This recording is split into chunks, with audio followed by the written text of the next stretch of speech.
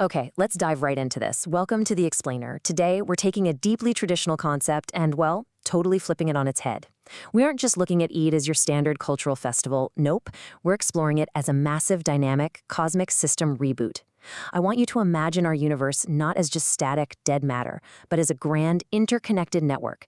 It's kind of like this Bedouin biopunk reality, where the physical Earth and these vast spiritual realms are deeply intertwined pieces of active, running code. And to really grasp this reboot, we've got to go straight to the source material. The text described the very foundation of existence with this honestly breathtaking vision. They say, the preserved tablet is a white pearl written in light and it has intelligence and can speak, artificial intelligence-like. I mean, wow, right? Basically, we're talking about the universe's ultimate supercomputer. Think of it as the ultimate universal mainframe, a structure glowing with sapphire fractals that governs the absolute reality, the underlying data of our entire universe. Moving on to Section 1, the soul's base code. So, if the whole universe runs on this magnificent, intelligent mainframe, where do we fit in? Let's zoom right into the micro level for a second. Think of the human soul as a dynamic kernel, the central processing core of your personal operating system. But this kernel of ours, it doesn't just run on random software. It operates on a foundational, primordial base code called Fitra. Now, Fitra is essentially our innate structural disposition toward harmony with the laws of existence.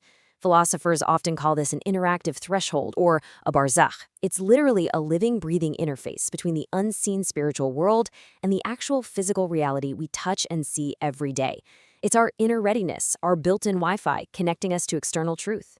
Now, this base code operates across 3 ascending levels, kind of acting like glowing data nodes, just waiting to be fully activated. First up, we have cosmic Fitra. Think of a mountain, a tree, or even an atom. They don't have volition. They simply exist in perfect, automatic harmony with their source. Second is human Fitra. We're born with this pristine disposition, sure, but unlike a mountain, we possess free will. We can choose to cultivate it, or we can suppress it. And third, we've got rational Fitra. This is the uncontaminated intellect naturally, logically arriving at the recognition of the grand principle behind the entire cosmos. Which brings us to Section 2, the Barzankian equation. Okay, so having the base code is one thing, but how does this kernel actually interface with a totally chaotic world?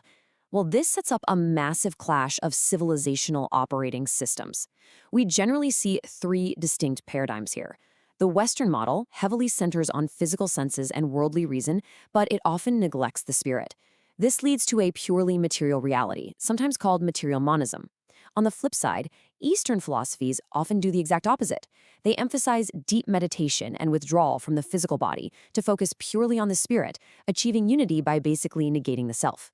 But the Arabic, or Barzakhian model, it offers a completely different equation. It places both poles, the physical body and the spirit, in constant active interaction. Neither one is neglected.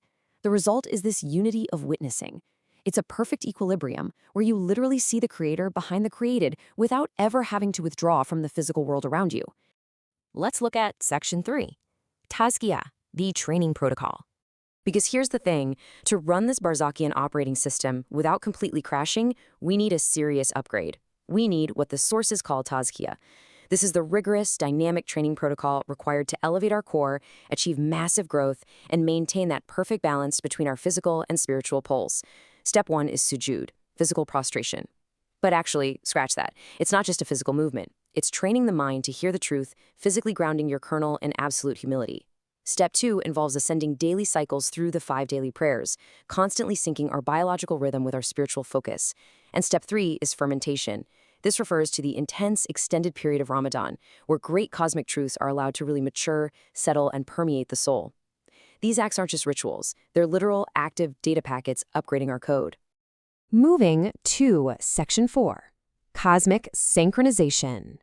All right, so once your individual kernel is upgraded and running smoothly, we scale up. We move from the micro level of personal development to the macro level of the entire network syncing together in absolute harmony.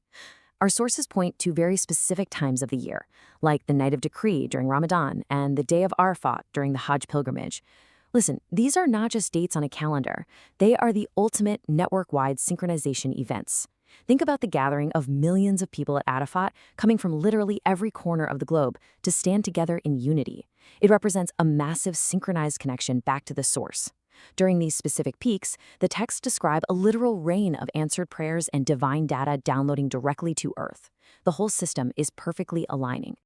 And right at the center of this incredible synchronization is the Kaaba, acting as the ultimate cosmic anchor. I want you to imagine it enclosed within a glowing cosmic dome, surrounded by swirling galaxies and deep cosmic waters. It beautifully, perfectly represents that precise harmony between human unity on the ground and the incredibly vast, dynamic laws of the cosmos spinning right around it. The physical reality of humanity and the spiritual reality of the universe are completely, flawlessly synced up. And that brings us to Section 5, Eid, the Radiant Dawn. This is the culmination of the entire massive cycle, the exact moment the system successfully reboots and comes back online. Eid is the absolute manifestation of dynamic perfection. It's a radiant dawn where your newly upgraded spiritual kernel, your physical body, and the vast cosmos achieve an ultimate active harmony. Those celebratory chants of greatness, the takbir of Eid, they are the literal signal of a successful completion of this Barzakian cycle of achievement and growth. You've done the rigorous training of Tazkiyah, you've synced with the universal network, and now the system reboots flawlessly. But before we wrap up, we really have to grasp the truly breathtaking scale of what we are actually syncing with here. The texts tell us, and this is mind-blowing, our universe is not the first universe God created. Rather, it is a single drop from what is known as the totality, or a Mila. Just pause and think about the gravity of that for a second. Everything we know, all these swirling galaxies, our entire cosmic network, it's all just a single drop in an unfathomable, cloudy ocean of absolute existence. The scale of this is just absolutely staggering.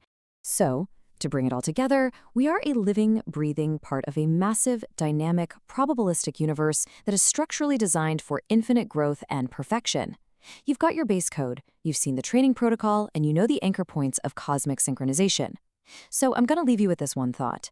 When that cosmic dawn of Eid finally breaks and the system completely reboots, what exactly will your kernel project into the universe?